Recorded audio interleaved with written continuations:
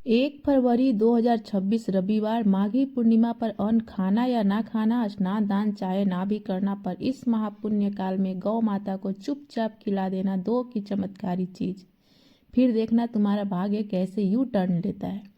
क्योंकि आपने सुना होगा, लाख पापी होने के बाद भी मरने से पहले या पुण्य काल में गाय को दान किया जाता है ताकि उसे पुण्य फल की प्राप्ति हो, उसका भाग्य बदल जाए। और माघी पूर्णिमा के दिन अगर कोई भी मनुष्य यह गाय से जुड़ा हुआ कार्य कर लेता है तो उसे सीधे वैकुंठ की प्राप्ति होती है, क्योंकि यह माघी पूर्णिमा के दिन किया गया कोई भी कार्य 100 गुना नहीं बल्कि अनंत गुना फल देने की क्षमता रखता है। अगर जीवन में सफलता चाहिए, अगर धन चाहिए, अगर बार बार प्रयास करने के बाद भी भाग्य साथ नहीं दे रहा है और मेहनत का फल हाथ से फिसल जाता है, तो माघ मास की इस माघी पूर्णिमा के शुभ अवसर पर शुभ और दुर्लभ अवसर को कभी भी हल्के में मत लेना, क्योंकि यही वह तिथि है जब छोटा सा कर्म भी बड़े परिवर्तन की शुरुआत बन जाता है। शास्त्रों में कहा गया है कि यह पूर्णिमा ब्रह्म हत्या जैसे पापों और हर प्रकार के कष्टों से भी मुक्ति दिलाती है। और इसी दिन गौ माता को श्रद्धा से खिला दी गई दो की वस्तु जीवन की जमी हुई गरीबी को जड़ से हिला देती है और धन स्वयं मनुष्य के पीछे पीछे चलने लगता है। प्राचीन कथाओं में बताया जाता है कि एक समय एक नगर में एक ऐसा व्यक्ति रहता था जिसके पास ना तो बड़ा व्यापार था, ना ही कोई पैतृक धन। वह रोज मेहनत करता था लेकिन शाम तक खाली हाथ रहता था। घर में चिंता थी, मन में डर था और भविष्य को लेकर निराशा बनी रहती थी। एक वर्ष माघ मास की माघी पूर्णिमा के दिन वह व्यक्ति अत्यंत व्याकुल मन से गांव के बाहर गौशाला के पास बैठ गया। वहीं उसे एक वृद्ध महात्मा मिले जिन्होंने उससे कहा कि यह तिथि केवल स्नान और पूजा तक सीमित नहीं है, बल्कि यह सेवा और भाव के माध्यम से सोए हुए भाग्य को जगाने का अवसर है, क्योंकि इस दिन श्री हरि विष्णु और माता लक्ष्मी स्वयं धरती पर विचरण करते हैं और यह देखते हैं कि कौन मनुष्य अहंकार छोड़कर सेवा के भाव से झुकता है। शास्त्रों में स्पष्ट कहा गया है कि माघी पूर्णिमा का अर्थ है सीधी और विजय दिलाने वाली पूर्णिमा। जिसके पास अधिक देने को कुछ ना भी हो, यदि वह इस दिन मौन भाव से गौ माता को थोड़ी सी वस्तु भी अर्पित कर दे तो उसका जीवन धीरे धीरे नई दिशा पकड़ लेता है। उस व्यक्ति ने यह बात हृदय में उतार ली। अगले दिन ब्रह्म मुहूर्त में उठकर स्नान किया, मन ही मन भगवान विष्णु और माता लक्ष्मी का स्मरण किया और बिना किसी को बताए, बिना किसी को दिखावे के पूरी श्रद्धा से गौ माता को थोड़ा सा चारा और गुड़ अर्पित कर दिया। कथा कहती है कि उस दिन से उसके जीवन में परिवर्तन की सूक्ष्म प्रक्रिया शुरू हो गई। पहले उसके मन का भय कम हुआ, फिर सोच में स्पष्टता आई, उसके बाद काम में स्थिरता आने लगी और कुछ ही महीनों में वही व्यक्ति अपने परिवार के लिए सम्मानजनक जीवन जीने लगा। शास्त्रों में कहा गया है कि माघी पूर्णिमा का प्रभाव ही ऐसा है कि इस दिन किया गया सेवा कर्म मनुष्य को हर क्षेत्र में विजय दिलाता है और गौ माता इसलिए इस तिथि का केंद्र मानी गई हैं, क्योंकि उनमें 33 कोटि देवताओं का वास बताया गया है। इसी कारण इस दिन भगवान विष्णु का प्रभाव भी विशेष रहता है और अहंकार त्याग कर की गई सेवा से वर्षों से अटकी हुई परिस्थितियां भी गति पकड़ने लगती है और जो लंबे समय से नहीं हुआ 1 महीने के भीतर होने लगता है। सनातन परंपरा यह भी बताती है कि जिस घर में गौ माता की कृपा स्थायी हो जाती है वहाँ धन केवल आता ही नहीं बल्कि टिकता भी है, क्योंकि गौ सेवा केवल धार्मिक कार्य नहीं बल्कि जीवन को संतुलन, स्थिरता और सकारात्मक दिशा देने वाली दिव्य शक्ति है। कथा आगे यह भी कहती है कि उस व्यक्ति ने माघी पूर्णिमा के बाद भी गौ माता के प्रति सेवा भाव नहीं छोड़ा और यही कारण था कि उसके जीवन में आने वाली बाधाएं धीरे धीरे शांत होती चली गईं। शास्त्रों में स्पष्ट संकेत मिलता है कि माघी पूर्णिमा के दिन भगवान विष्णु और माता लक्ष्मी की पूजा के पश्चात उसी पवित्र भाव से श्रद्धा से तैयार किया गया अन्न, फल या चारा गौ माता को अर्पित करने से जीवन में छिपे हुए पितृ दोष, ग्रह बाधाएं और अदृश्य नकारात्मक प्रभाव स्वतः शांत होने लगते हैं। यह भी माना जाता है कि जो व्यक्ति इस दिन गौ माता की परिक्रमा करता है और उनके चरणों का स्मरण करता है, उसके जीवन में चल रहा कठिन समय धीरे धीरे समाप्त होने लगता है और नए अवसर बिना बुलाए जीवन में प्रवेश करने लगते हैं। शास्त्र यह भी कहते हैं कि गौ माता के कुबड़ में गुरु तत्व का वास होता है और इसी कारण गौ सेवा से व्यक्ति के निर्णय सही होने लगते हैं, भ्रम दूर होता है और मेहनत सही दिशा में फल देने लगती है। जो लोग वर्षों तक प्रयास करने के बाद भी परिणाम नहीं देख पाते, उनके लिए 1 फरवरी की यह माघी पूर्णिमा भाग्य को जागृत करने वाली चाबी बन जाती है। यही कारण है कि हमारे पूर्वजों ने गौ सेवा को सभी दानों से श्रेष्ठ बताया और पूर्णिमा को उस सेवा का सबसे शक्तिशाली और फलदायी दिन माना, क्योंकि जब मनुष्य सच्चे भाव से झुकता है तब लक्ष्मी स्वयं उसके जीवन में अस्थायित्व लेकर प्रवेश करती हैं और फिर अभाव केवल एक बीती हुई स्मृति बनकर रह जाता है। माघी पूर्णिमा का महत्व चलिए जानते हैं आपको कथा के माध्यम से, जिसे सुनकर ही समझ में आ जाएगा कि यह तिथि कितनी महत्वपूर्ण होती है। अगर कोई भी छोटा सा उपाय किया जाए तो मनुष्य का दुर्भाग्य कैसे सौभाग्य में बदल जाता है। प्राचीन समय की बात है जब इंद्र की सभा में माल्यवान और पुष्पपति नाम के गंधर्व और अप्सरा अपने कर्मों के कारण श्राप पाकर कष्ट भोग रहे थे। उनका जीवन अत्यंत कष्टकारी हो गया था। वे हिमालय की कंदराओं में दुख भोग रहे थे। न उन्हें भोजन मिलता था, ना ही पानी। वे सोचते थे कि उन्होंने ऐसा कौन सा पाप किया कि यह दुर्गति हुई। लेकिन माघ मास की पूर्णिमा आई। उस दिन संयोगवश उन्होंने श्रद्धा भाव से भगवान का ध्यान किया और अनजाने में ही उनका उपवास हो गया। उस दिन उन्होंने ना तो पाप किया, ना ही किसी जीव की हत्या की। ठंड के कारण वे रात भर जागते रहे और भगवान विष्णु का स्मरण करते रहे। अनजाने में ही सही उनका माघी पूर्णिमा का पुण्य फल पूर्ण हो गया। और देखिए चमत्कार, अगले ही दिन प्रातःकाल होते ही प्रभु नारायण की कृपा से उनका सारा कष्ट दूर हो गया और उन्हें पुनः दिव्य शरीर की प्राप्ति हुई।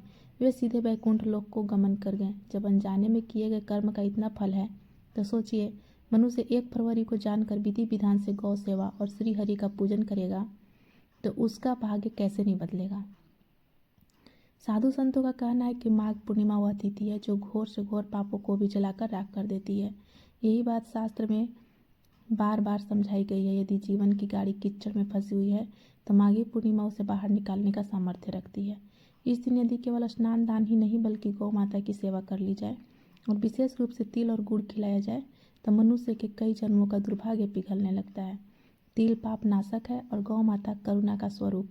जब दोनों माघी पूर्णिमा के दिन मिलते हैं तब स्वयं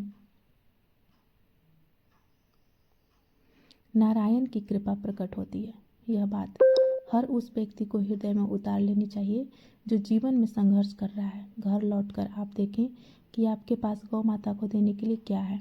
थोड़े से फल, थोड़ा सा गुड़ या हरा चारा ही क्यों ना हो, उसे बड़े प्रेम से ले। मन में कोई मांग नहीं रखें और गौशाला की ओर चल पड़े। वहाँ एक गौ माता शांत भाव से खड़ी हो तो अपने हाथों से वह वस्तु उसे खिलाएं और मन ही मन कहे कि हे माँ, मैं नहीं जानता मेरा भाग्य कब बदलेगा, लेकिन आज मैं तुम्हारी सेवा बिना किसी स्वार्थ के कर रहा हूँ या कर रही हूँ।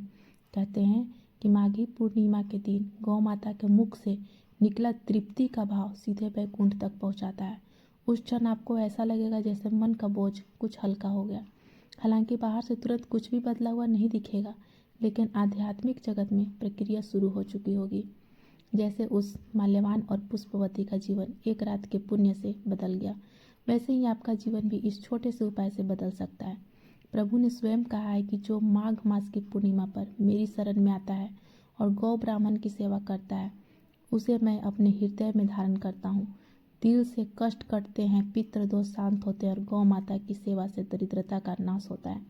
तुम्हारे जीवन में परिवर्तन तुरंत नहीं लेकिन अस्थायी रूप से होगा। समय के साथ आपके जीवन में परिवर्तन होने लगेगा।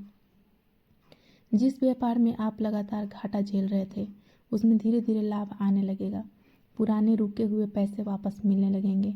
घर का वातावरण शांत होने लगेगा और आपसी कलह कम होने लगेगी। सबसे बड़ा परिवर्तन यह होगा कि आपके मन से भय समाप्त हो जाएगा। अब आप हर सुबह भगवान का स्मरण कृतज्ञता के भाव से करेंगे।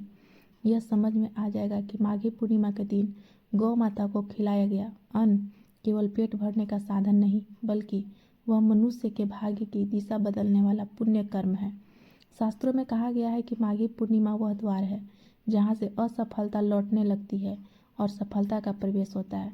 जो व्यक्ति इस दिन गौ माता की सेवा करता है उसके जीवन में दरिद्रता अधिक समय तक नहीं टिक सकती। माघ मास में किया गया दान पुराने कर्मों की जटिल गांठ को खोल देता है और जीवन की राह को सरल बना देता है।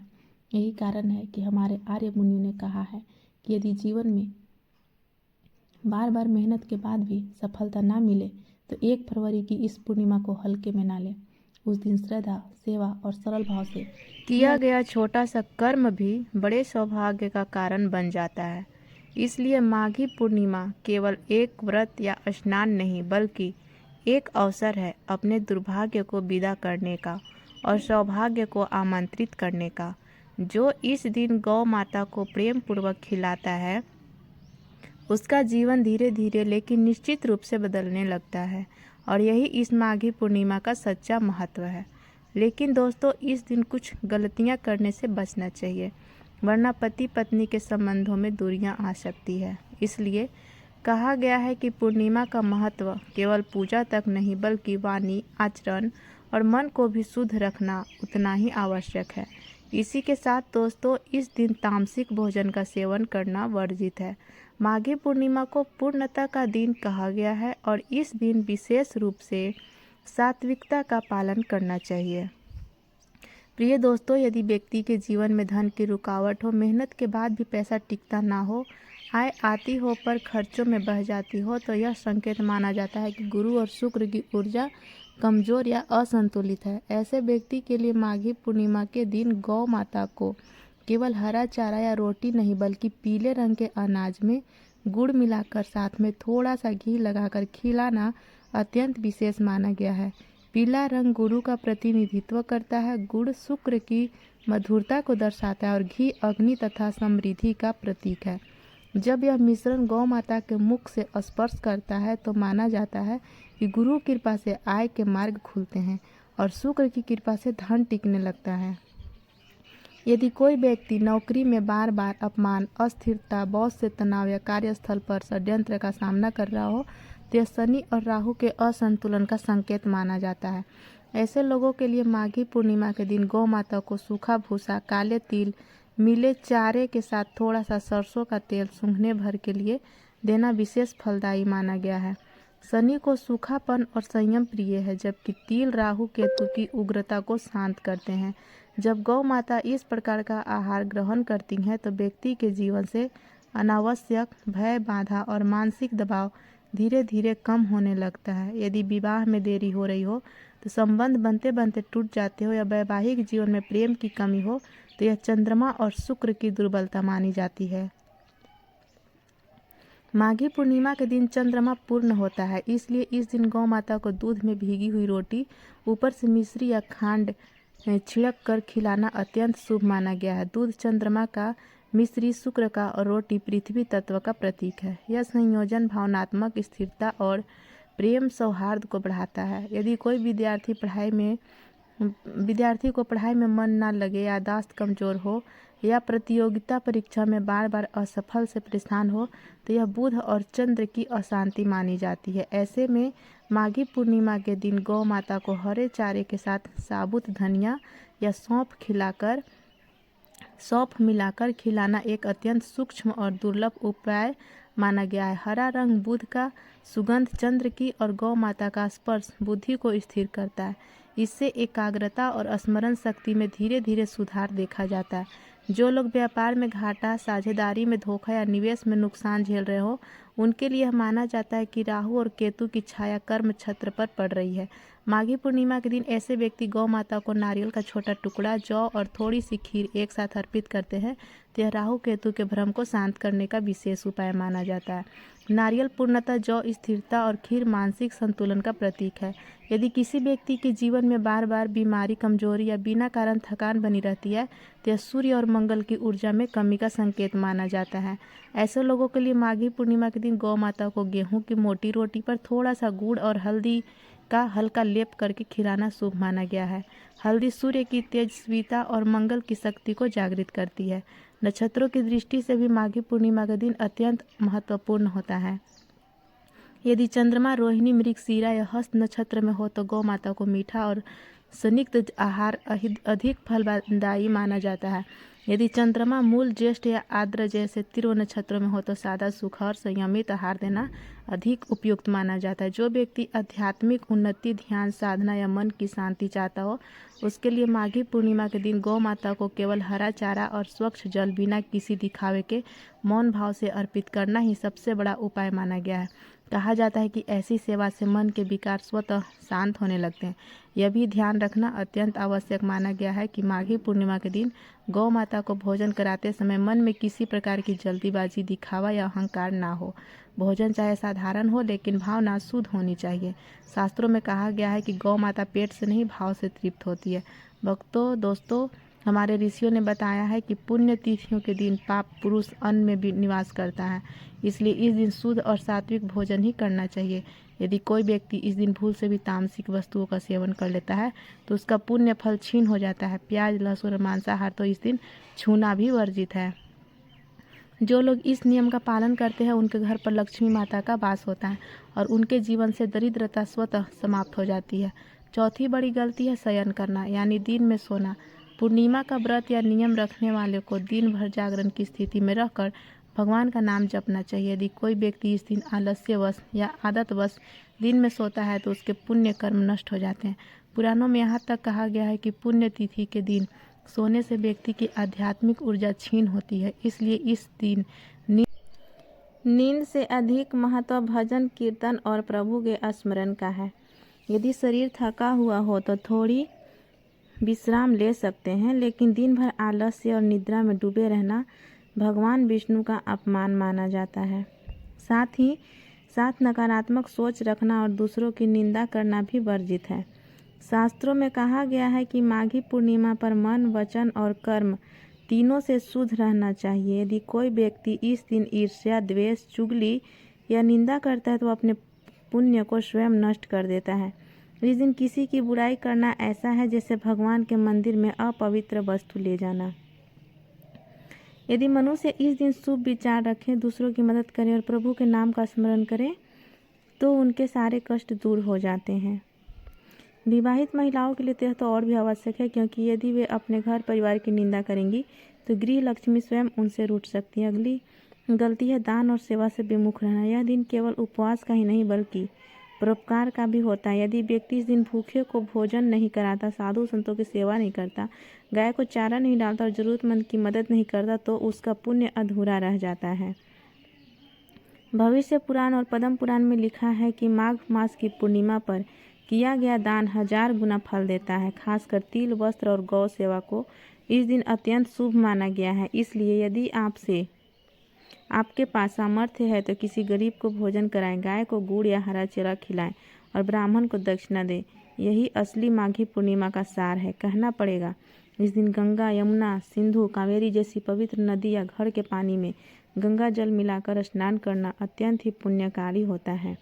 साथ ही इस दिन जो भी मनुष्य भगवान श्री हरि विष्णु जी की पूजा आराधना करता है एवं हमारे शास्त्रों में बताई गई इस चीज़ को भगवान श्रीमन नारायण और माता लक्ष्मी जी को समर्पित करता है तो सिर्फ इतना करने मात्र से ही उसे संपूर्ण यज्ञों के फल की प्राप्ति हो जाएगी। देखिए दोस्तों, श्रीमद् भागवत के अनुसार जिस भी व्यक्ति को अपने जीवन में धन, संपदा, सुख, समृद्धि आदि चाहिए, भगवान श्री हरि जी के साथ साथ माता लक्ष्मी जी की विशेष कृपा भी चाहिए, तो उसे प्रत्येक पूर्णिमा का व्रत जरूर करना चाहिए। लेकिन यदि सभी पूर्णिमा का व्रत करना संभव ना हो तो कुछ खास पूर्णिमा तिथि है, जैसे कि माघी पूर्णिमा का व्रत तो प्रत्येक मनुष्य को जरूर रखना चाहिए। वहीं शास्त्रीय मान्यता है कि इस दिन जितना भगवान श्रीमन नारायण पूजा पाठ, व्रत, उपवास से प्रसन्न होते हैं, उससे कई ज़्यादा प्रश्न सिर्फ इस एक चीज़ के दान से हो जाते हैं।